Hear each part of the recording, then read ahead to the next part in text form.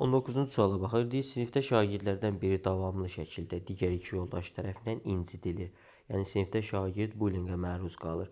Müəllim bu halı müşahidə etdiyinə baxmayaraq heç bir tədbir görmür və düşünür ki, bu işlə məşğul olmaq vaxt itkisinə səbəb olacaq. Əsas diqqətini dərsi keçməyə yönəldir. Bu situasiya ilə bağlı verilmiş fikirlərdən hansı doğrudur? Baxırıq birinciyə.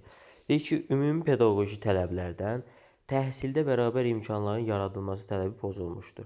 Baxın, təhsildə bərabər imkanların yaradılması bütün şagirdlərin eyni təhsil şəraitinin deməli şagirdlər üçün əlçatan olması deməkdir.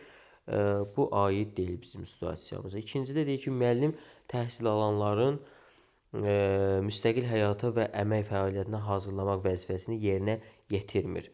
Ümumiyyətlə, müstəqil həyata şagirdləri hazırlamaq müəllimin ümumi pedaqoji məqsədlərindən biridir. Bu da bizim situasiyamıza aid deyil. Bizim situasiyamızın mövzusu bullyingdir. Yəni, şagird zorakılığına məruz qalması, şagirdin incidilməsinə aiddir.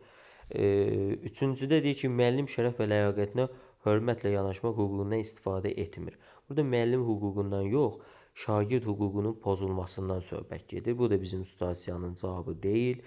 Dördüncüdə deyir ki, ümumi pedaqoji tələblərdən fəaliyyətin stimullaşdırılması tələbi pozulmuşdur. Fəaliyyətin stimullaşdırılması şagird nailiyyətlərinin izlənilməsi, onların dəyərləndirilməsi idi ki, hansı ki, o fəaliyyət anında idi. Yəni, fəaliyyət anında müəllimin verdiyi rəy fəaliyyətin stimullaşdırılması idi.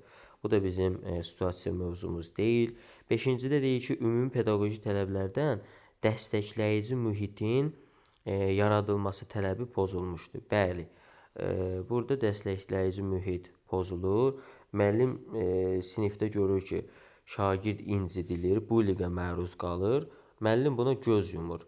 Yəni, şagirdin təhlükəsizliyini, sağlam mənəvi, psixoloji mühitini müəllim burada təmin etmir. Altıncıda deyir ki, müəllim təhsil alanı fiziki və psixi zorakılığın bütün formalarından qorumalıdır. Vəzifəsini yerinə yetirmir. Bəli, bu da doğru fikirdir. Şagird digər yoldaşları tərəfindən incidilir, psixi zorakılığa məruz qalır.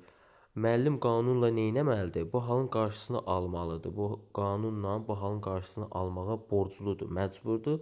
Lakin müəllim bunu etmir, bu tələbi pozmuş olur. Doğru cavab 5-6 D variantı.